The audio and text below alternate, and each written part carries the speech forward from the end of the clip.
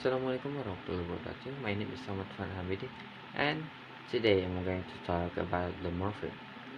So, morpheme is the smallest meaningful lexical item in a language. A morpheme is not a word. The difference between a morpheme and a word is a morpheme sometimes does not stand alone, but a word on this definition always stand alone. The field of linguistic study dedicated to morpheme is called morphology.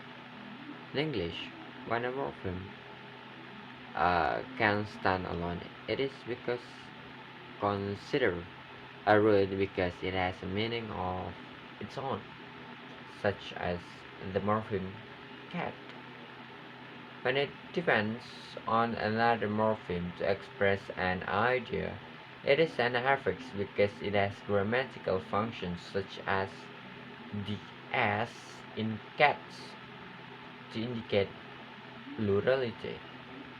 However, this definition is not universal and does not apply to, for example, Latin, where many roots cannot stand alone.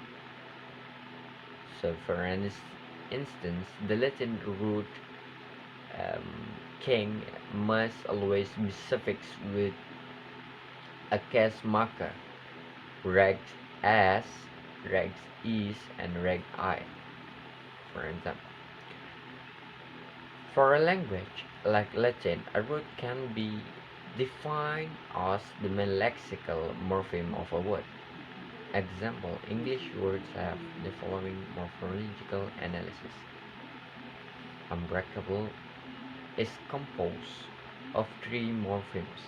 Un, a bound morpheme signifying not. Break, the root of a free morpheme. Enable, a free morpheme signifying can be done. The plural morpheme for regular noun as has three allomorphs. It is pronounced as in cats, z, and in dishes, depending on the pronunciation of the root. Free and bound morphemes. So the manner bound and free morphemes. Every morphemes can be classified as either free or bound. Free morphemes can be functioned independently as words.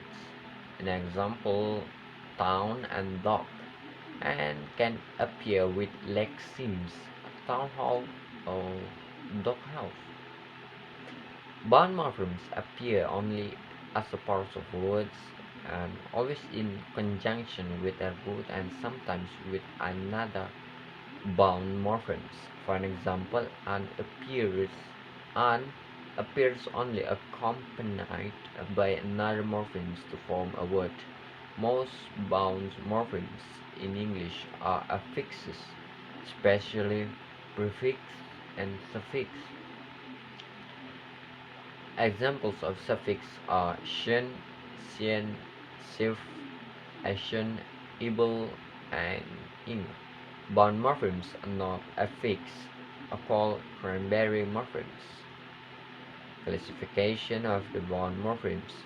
Bound morphemes can be further classified as um, derivational and inflectional morphemes. The main difference of them is their function in relation to the words. So, first, derivational bound morphemes.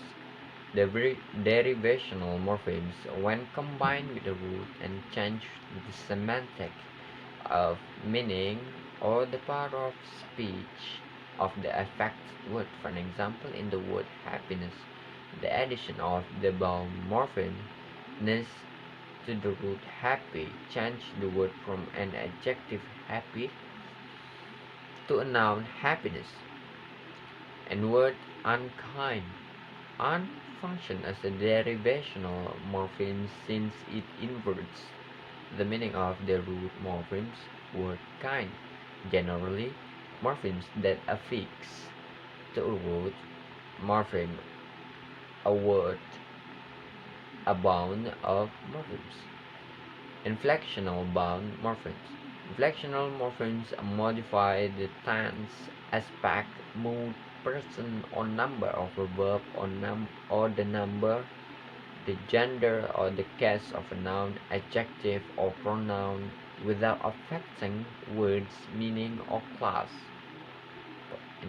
The class here is the class of speech. For example, of applying inflectional morphemes to words that adding s to the root dog to form dogs, or adding ed to weight from to form weighted. An inflectional morpheme change the form of a word. So we're going to discuss about the content and the function. So content morphemes express a concrete meaning or content, and function morphemes they have more grammatical role. For example, morpheme fast and sad can be considered as the content of the morpheme. On the other hand, the suffix ed has a functional morpheme since it has a grammatical function of indicating past tense. Both of categories may seem very clear and intuitive, but the idea behind them is occasionally hard to grasp since they overlap with each other. Examples of ambiguous situations are the preposition over and determiner your, which seem have concrete meanings but they are considered function morphemes since their role is to connect ideas grammatically. Is the general to determine the category of morphemes. Content morphemes include free morphemes that are noun, adverbs, adjectives, and verbs, and include bound morphemes that are bound words and the variational affixes. Function morphemes may be free morphemes, but that are preposition, pronouns, determinants, and conjunctions. Sometimes there are bound morphemes um, that are inflectional affixes. So, as you can see, the words that have one morphemes run, walk, eat, talk. The words that have two morphemes have full, colorful, darkness, and the words that have three morphemes reorganize, desirable, and invisibility. That's all from me. Thank you.